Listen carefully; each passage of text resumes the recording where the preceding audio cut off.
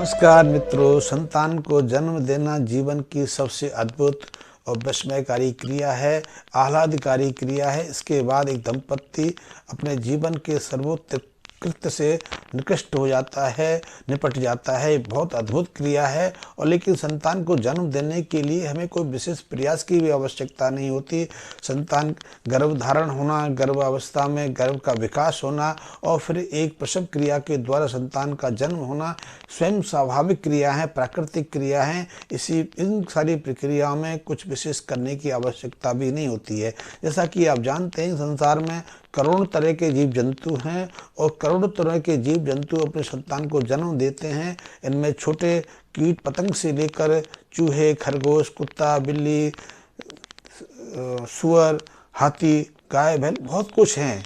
और सब जनता अपने संतान को जन्म देते हैं और सबकी संतान स्वाभाविक क्रिया से, प्राकृतिक क्रिया से स्वयं संपन्न भी हो जाती है। मानव भी उनमें से है। मानव की जन्म भी स्वयं स्वाभाविक क्रिया है। इसके लिए किसी जतन की प्रयास नहीं होते।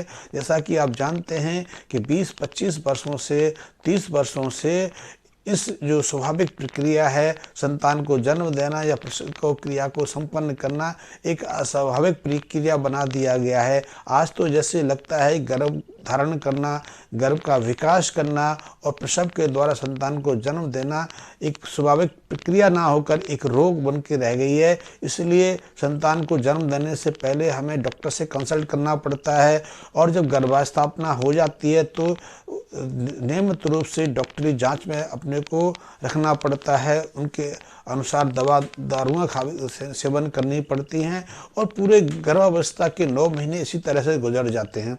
फिर प्रसव स्वाभाविक नहीं है। अब प्रसव स्वाभाविक हो भी नहीं सकता, क्योंकि सरकार भी यही कहती है और हमारा स्वास्थ्य विभाग भी ऐसा कहता है कि प्रसव कराना है तो किसी डॉक्टर की सलाह लेनी आवश्यक है या किसी अस्पताल या नर्सिंग होम की सेवाओं में जाना बहुत आवश्यक है, क्योंकि स्वाभाविक जो प्रसव है वो तो हो ही नहीं सकता। अब क्योंकि प्रसव भी एक बीमारी है, इसलिए डॉक्टर की मदद की आवश्यकता है। और इसलिए या तो मैं समझता हूँ कि इसीलिए हमारे यहाँ पॉपुलेशन कंट्रोल की जो स्थिति बनी है, इसलिए बनी है कि प्रसव कराना, संतान को जन्म देना अब एक विशिष्ट प्रक्रिया बन गई है और इसके लिए विशेष परमिशन की आवश्यकता होती है और विशेष डॉक्टर से कंसल्ट करने की आवश्यकता होती है। और इस प्रसव पर बहुत खर्चा आता है और इसलिए बहुत लोग तो इसलिए डर जाते हैं। मैं समझता हूं कि भारत में सामान्य प्रसव की क्रियाएं धीरे धीरे घट रही हैं। जो 20 या 25 साल पहले हमारे यहाँ अधिकांश घटनाएं सामान्य प्रक्रिया से ही होती थी, कोई जटिलता नहीं आती थी, जैसे कि जीव जंतु में होता है। आपने देखा होगा, आपके घरों में छोटी 150-200 ग्राम की चूही होती है, वो 4 से 6 बच्चों को स्वयं अपने आप जन्म दे देती है। इसी तरह आपने अपनी डॉगी को देखा होगा, अपने गाय भैंस को देखा होगा, यहाँ तक कि हाथी जैसा जानवर जो इस पृथ्वी का सबसे बड़ा जानवर है, सबसे बड़ा पशु है, और वो अपने बच्चे को, जिस बच्चे का जन्म के समय 70 से 80 किलो वजन होता है, उसका प्रसव भी स्वयं संपन्न कर लेता है। लेकिन अब मनुष्य के लिए प्रसव के द्वारा संतान को जन्म देना असंभव सा होता जा रहा है। और असंभव उनको हो रहा है जो पढ़े लिखे हैं, जो बहुत पढ़े लिखे हैं। यहाँ तक कि यदि हम डॉक्टर लेडीज़ को देखें, हम चिकित्सकों को देखें, तो चिकित्सक भी अब ये मानने को तैयार नहीं है कि क्या प्रसव के द्वारा संतान को जन्म देना स्वाभाविक रूप से संपन्न हो सकता है, क्योंकि उसको भी आवश्यकता होती है। और हम कहते हैं कि लेमैन, एक सामान्य आदमी भी उनको फॉलो करे, उनको अनुसरण करे। जबकि आज भी पूरी दुनिया में देखें तो 60% से ज़्यादा जो प्रसव हैं, जो संतान की जन्म देने की घटनाएं स्वयं स्वाभाविक रूप से घरों पर संपन्न होती हैं। और घरों में जब संपन्न होती हैं तो बच्चा पूर्ण तरह स्वस्थ रहता है, संस्कारित रहता है और वो शीघ्र अपने विकास क्रम को पकड़ लेता है। लेकिन जो बच्चे अस्पतालों में जन्म लेते हैं या जो डॉक्टरी निगरानी में जन्म लेते हैं, उनको पूरी तरह से स्वस्थ रहने में या पूरी तरह से विकसित होने में कई तरह की समस्याओं का सामना करना पड़ता है। ये तो आधुनिक अनुसंधानों से, आधुनिक खोजों से भी पता लग गया है कि यदि प्रसव के दौरान औषधियों का प्रयोग कराया जाता है, पेन किलर्स इस्तेमाल किए जाते हैं, तो उस बच्चे और उसके माँ बाप के बीच परस्पर सामंजस्य का जो व्यवहार है, परस्पर जो एक दूसरे की आश्रित होने का, एक दूसरे को अपनाने का, एक दूसरे के प्रति अपनत्व के जो भाव है वो कमज़ोर पड़ जाती है। ऐसी माताएं अपने बच्चों पर पर्याप्त ध्यान नहीं देती, या ऐसे बच्चे माँ बाप को या तो पूरी तरह से उनकी आज्ञा का पालन नहीं करते, या फिर उनकी आज्ञा का अवलोकन आज्ञा को त्याग कर अपने स्वच्छंद व्यवहार में आ जाते हैं। तो ऐसी घटनाएं हो रही हैं। मैं ये कह रहा हूँ कि आज प्रसव सामान्य प्रक्रिया नहीं रही, प्रसव को हमने एक व्यवसाय बना लिया है। इसलिए ज़्यादातर संतानें आज के सिजेरियन के द्वारा हो रही हैं, और सिजेरियन के कारण जब जन्म होता है तो बहुत सारी प्रक्रियाएं बदल जाती हैं। तो मैं कहता हूं कि यदि आपको स्वयं स्वाभाविक प्रक्रिया से संतान को जन्म देना है, किसी सिजेरियन की किसी परामर्श की आवश्यकता नहीं है, तो आप उस पद्धति का अनुसरण करें जिसको हम 20-25 साल पहले करते रहे, और जिससे अधिकांश प्रसव होते थे। कभी कोई जटिलता नहीं आती थी, कभी किसी तरह की कॉम्प्लिकेशन का सामना नहीं करना पड़ता था। और आज भी 50% आबादी ऐसी है हमारी जो उसी प्रसव क्रिया से जन्म लेकर पृथ्वी पर आई है। तो आप भी उसका अनुसरण कर सकते हैं, और हमारी माताएं बहनें यदि इसका अनुसरण करेंगी तो उन्हें ना तो सिजेरियन की आवश्यकता होगी, ना किसी तरह की जटिलता का सामना करना पड़ेगा। तो इसके लिए बहुत सहज सामान्य प्रक्रिया है कि जब प्रसव की शुरुआत हो तो शुरुआत में ही आप 50-60 ml जो देसी गाय का मूत्र होता है, जो ताज़ा मूत्र होता है, उसका सेवन कर सकते हैं। लेकिन मूत्र से जब लें आप देसी गाय का, तो साफ स्वच्छ बर्तन में लें, और उसको 5 या 6 परत के जो सूती वस्त्र होता है या जो मलमल का वस्त्र होता है उसको छान लें। छानने के बाद उस जो देसी गाय का मूत्र है उसका सेवन कर सकते हैं। और देसी गाय यदि बछिया हो या जिसने अभी बच्चा नहीं दिया हो तो उसका सेवन करेंगे तो उत्तम है। गाय स्वस्थ होनी चाहिए, उसका आप सेवन करेंगे तो बहुत उत्तम रहेगा। और यदि गाय के मूत्र के साथ में यदि उसमें 5 से 7 ml गौमय रस यानी कि गोबर का रस भी मिला लिया जाए तो ना तो प्रसव में किसी तरह की जटिलता का सामना करना पड़ता है, ना कष्ट होता है, ना पीड़ा होती है, और सहजता से कुछ मिनट के भीतर ही जो प्रसव की क्रिया है, संतान को जन्म देने का जो कार्य है निपट जाता है, और बच्चा भी पूरी तरह स्वस्थ रहता है। लेकिन ये तो घटना हुई प्रसव को संपन्न कराने की। प्रसव संपन्न तब होगा जब हम पूरी गर्भावस्था में सामान रहेंगे, जब हमारे शारीरिक अंग भी सामान रहेंगे। आपने देखा होगा कि हमारे जो पशुपालक हैं वो प्रसव से कुछ दिन पहले से या महीने 15 दिन पहले से अपने पशुओं को, जो गर्भवती पशु होते हैं जिनका प्रसव संपन्न होना होता है, उन्हें कई तरह के तरल पदार्थ जैसे कि या स्नेह पदार्थ जैसे कि कई तरह के तेल देते थे, या फिर तेल जो सरसों की जो खल होती है उसका सेवन कराते थे। वैसे यथार्थ में पशुओं को देसी गाय का घी देना चाहिए, और आधे से पौना kg तक उनको घी दे सकते हैं। इससे उनका जो आंतरिक शरीर है, उनकी जो प्रसव की जो प्रणालियां हैं वो लचकदार बन जाती हैं, और उनमें ज़्यादा ताकत आती है, और उनमें सहजता से प्रसव करने की क्षमता विकसित हो जाती है।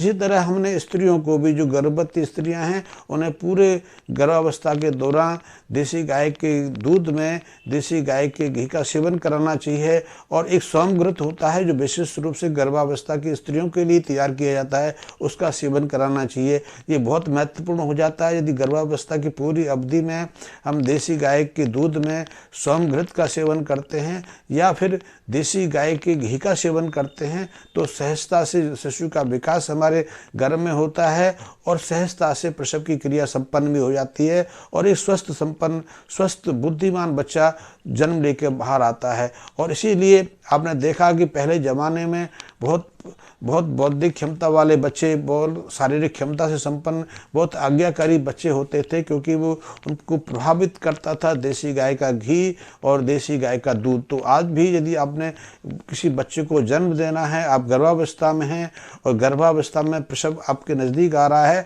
तो आप इन 2-3 चीज़ों का ध्यान रखें कि जब भी आप में प्रसव की शुरुआत हो तो 100 ml तक, 50 से 100 ml अपनी शारीरिक अवस्था के हिसाब से, और यदि कोई आपके आसपास स्त्री हो जो जो प्रसव कराने में निपुण रही हो, उसे परामर्श कर सकते हैं। तो 50 से 100 ml के लगभग गाय का मूत्र और उसमें 5 से 7 ml के आसपास गौमय रस का सेवन कर सकते हैं। इससे आपको प्रसव कराने में बहुत सहजता रहेगी, कोई जटिलता नहीं आएगी और सहजता से ये कार्य निपट जाएगा। इसके अलावा आप चाहें तो प्रसव पीड़ा के दौरान देसी गाय के घी में 5-6 छुहारे उबाल सकते हैं, उसमें थोड़ी सी केसर डाल के उसका सेवन भी कर सकते हैं। ये भी प्रसव को संपन्न कराने में काफ़ी मददगार रहती है और पहले ऐसा करते थे।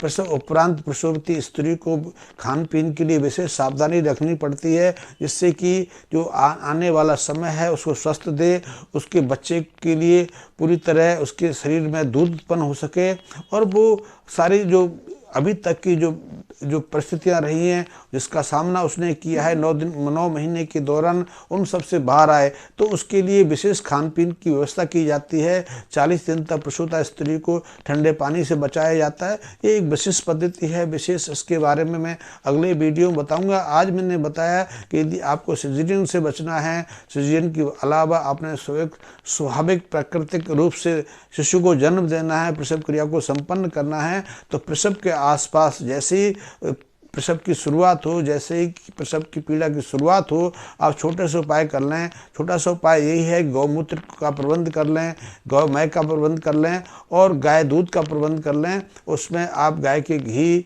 का भी सेवन कर सकते हैं, अन्यथा उसमें 4-6 छुहारे और थोड़ा सा केसर डाल के उसको धीमी आग पर 15-20 मिनट उबाल लें, उसका सेवन कर सकते हैं। और प्रसव पीड़ा की शुरुआत में आप गौमूत्र का सेवन कर सकते हैं। एक चीज़ और मैं बताऊं कि पूरे मध्य भारत में एक जड़ी बूटी आती है जिसको कलिहारी के नाम से जाना जाता है। आप कलिहारी का भी इस्तेमाल कर सकते हैं। कलिहारी की जो जड़ होती है, कलिहारी की जो कंद होती है, उसको किसी गर्भवती स्त्री के हाथ में पकड़ा दें तो उसके प्रभाव से भी कुछ मिनट के बाद उसकी रुकी हुई जो प्रसव की प्रक्रिया शुरू हो जाती है और उसके जो बच्चे की जन्म की जो पद्धति है वो सहजता संपन्न हो जाती है, क्योंकि इसके जो कलिहारी है उसका विशेष प्रभाव जो हमारी गर्भाशय की पेशियां होती हैं उन पर पड़ता है और उसकी जो संकुचित और प्रसार की क्रिया है वो अचानक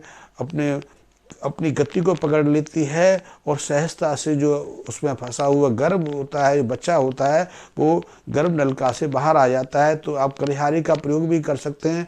कलिहारी के प्रयोग से तो अभी तक हमारे यहाँ यदि शरीर के अंदर कोई कांटा चुभ जाता था या कुकील घड़ जाती थी, जो सहजता से निकल नहीं पाती थी, तो उसके ऊपर कलिहारी की पेस्ट लगा के उसको सहजता से निकाल दिया जाता था। उसको किसी ऑपरेशन की किसी तरह की ज़रूरत नहीं पड़ती थी। तो कलिहारी बहुत चमत्कारी जड़ी बूटी है, आप उसका भी प्रयोग कर सकते हैं। लेकिन गाय के मूत्र से, गाय के जो मैं है उसके द्वारा सहजता से सिजेरियन प्रसव की क्रिया है बिना सिजेरियन के संपन्न की जा सकती है। और ये मेरा वीडियो उन लोगों के लिए है जो प्रसव से डरते हैं, जो बच्चे को जन्म देने से डरते हैं, क्योंकि उनको लगता है कि आज बच्चे को जन्म देना तो बिना सिजेरियन के संभव नहीं है, बिना अस्पताल, बिना किसी डॉक्टर परामर्श के संतान को जन्म देना असंभव सा लग गया है। और ये प्रचलन पढ़े लिखे वर्ग में ज़्यादा है। सामान्य लोग तो इससे अभी भी बचते हैं, लेकिन जो पढ़ा लिखा वर्ग है, संपन्न है, वो सोचता है कि प्रसव बच्चे को जन्म देना तो एक रोग की परिस्थिति का सामना करना पड़ा।